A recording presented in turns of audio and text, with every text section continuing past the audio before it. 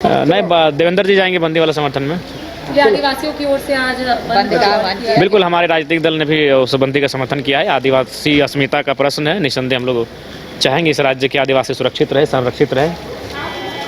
Ramp को लेकर मुख्यमंत्री हेमंत सोरेन चेन्नई रैंप हटाने की मांग कर रहे हैं। देखिए, ये राज्य उनका है तो जाहिर सी बात है उनके मांगों पर विचार करना चाहिए।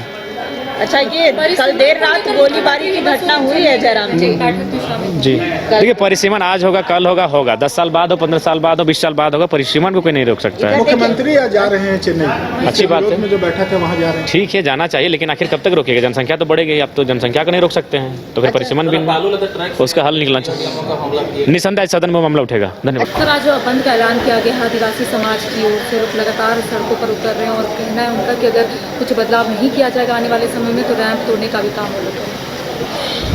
उसके लिए हमारे माननीय सीएम जी गंभीरता से लेते हुए उस पर मंथन चल रहा है, उसका समाधान निकल जाएगा। बीजेपी का कहना है कि मंशा ही नहीं है सरकार की कि कोई बीच का रास्ता। बीजेपी तो भड़काने का काम कर रहा है, उसका काम है सरकार को बदनाम करना, लॉ एंड ऑर्डर को अव्यवस्थित करना, भाजपा का यह फितरत है। हमारे माननीय मुख्यमंत्री जी इस पर गंभीर है, माननीय कल्याण मंत्री जी भी गंभीर है, इसका रास्ता निकल रहा है, बातचीत हो रही है, सब आगे काम हो रहा है।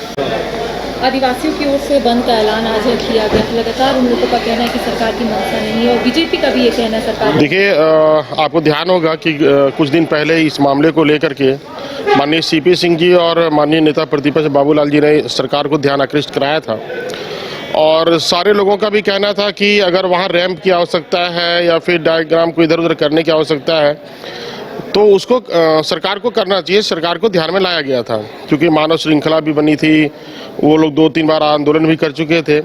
तो हम लोग कल भी कहे थे सरकार को कि इसमें अगर ज़रूरत पड़े तो आप जो एक्सपर्ट हैं, जो वकील हैं, उनके माध्यम से आप एक बार जो इंजीनियर्स हैं उनके माध्यम से आप दिखवा लें और ज़रूरत पड़े तो निश्चित रूप से किसी का भी हिंदू हो, मुस्लिम हो, सिख हो, ईसाई हो, किसी का भी आदिवासी का शरणा स्थल हो, तो किसी की आस्था के साथ इस प्रकार से खिलवाड़ नहीं करना चाहिए। अगर उनका वहाँ पे शरणा स्थल है और उनका आवागमन का अगर दिक्कत है तो सरकार को इसमें जरूर विचार करना चाहिए। अच्छा, आज मुख्यमंत्री चेन्नई जा रहे हैं, परिसीमन को लेकर के जो विरोध में बैठा है उसमें शामिल होने के लिए।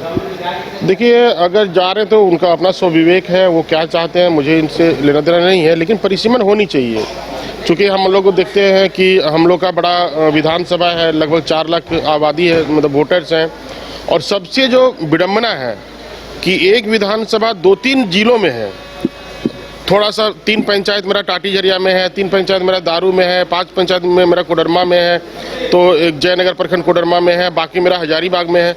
तो जो कम्युनिकेशन होता है उसमें काफ़ी गैप आ जाते हैं और विकास के जो कार्य होते हैं उसमें काफ़ी कठिनाई होती है। तो मेरा अपना व्यक्तिगत एक सुझाव है कि कोई भी लोकसभा को एक जिले में होना चाहिए और जो भी विधानसभा है उसको एक जिले में होना चाहिए और विधानसभा छोटी छोटी होनी चाहिए ताकि सभी क्षेत्रों का सर्वांगीण विकास हो पाए। आप दूसरे प्रदेश में जाएंगे, आप देखेंगे वहाँ पे बहुत छोटी छोटी विधानसभा है और जब छोटा विधानसभा रहता है तो डेवलपमेंट का ज़्यादा अवसर आते हैं। कि आदिवासियों की हकमारी करने चाहिए नहीं, ये नहीं तो होनी चाहिए ऐसा नहीं, वो तो देखने का विषय है। जो रिजर्व सीट है वो रिजर्व सीट रहना ही चाहिए और क्षेत्र के अनुसार से कहीं रिजर्व सीट आएंगे, कहीं आदिवासी के लिए आएगा तो किसी अनुसूचित जाति के लिए आएगा, तो जो है वो आना चाहिए। मैं उसका विरोधी नहीं हूँ, लेकिन परिसीमन होनी चाहिए, विधानसभा छोटी छोटी होनी चाहिए। आदिवासी समाज सड़कों पर है, आज बंद कॉल किया गया है, समस्या सुलझती दिखाई नहीं दे रही है, सरकार की मंशा पर भी सवाल है। देखिए, सरकार को इस पे पहल करनी चाहिए, बैठ करके एक विचार विमर्श करना चाहिए और कोई भी आप कार्य को करते हैं कार्य योजना पहले से बनना चाहिए, ये होना चाहिए। लेकिन यहाँ पर सरकार कोई भी कार्य योजना रोड मैप के अनुसार नहीं बनाती है, किन्हीं से विचार करके नहीं बनाती है। हमारी सरकार थी उस समय हम लोग स्थान पे जा करके एसी रूम में कार्य योजना नहीं बनाते थे, स्थान पे जा करके वहाँ पर प्रबुद्ध जनों से पूछ करके और जो वहाँ के समाज सेवी है उनके साथ बैठ करके स्थानीय जनप्रतिनिधि हैं, मुखिया हो, वार्ड पार्षद हो, पंचायत समिति, जिला परिषद हो, सभी के साथ मिल करके स्थानीय विधायकों से, सांसदों से, सबसे मिल करके फिर हम कार्य को उसमें एक रोड मैप बनाते थे। अभी क्या है कि एक थोपने वाला जो काम है ना, इसके कारण ये विवाद उत्पन्न हुआ है। अब आप बताइए कि फ्लाईओवर आधा बन चुका है, रैंप भी उतारना ज़रूरी है। अब ऐसी स्थिति में वो हवा में तो लटक के रहेगा नहीं, और मेन जो आदिवासी समाज है वो भी उसका विरोध कर रहे हैं। तो अब समस्या का समाधान कैसे होगा?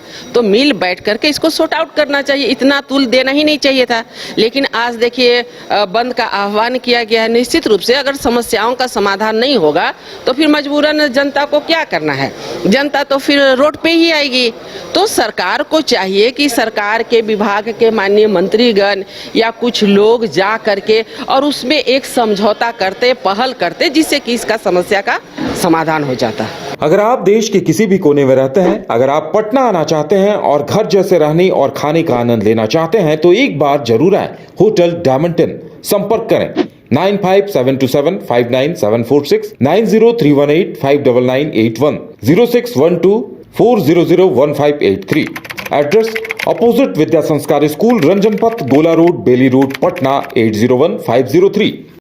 विश्व स्तरीय मेडिकल सुविधाओं से युक्त रांची का देवनिका हॉस्पिटल, जहां है neonatal ICU, burn intensive care unit, modular operation theatre, 24/7 emergency trauma service, multi disciplinary ICUs, emergency care, MRI, CT scan, advance cath lab, fully automated path lab, echo, ultrasound, ultra modular patient beds और pharmacy.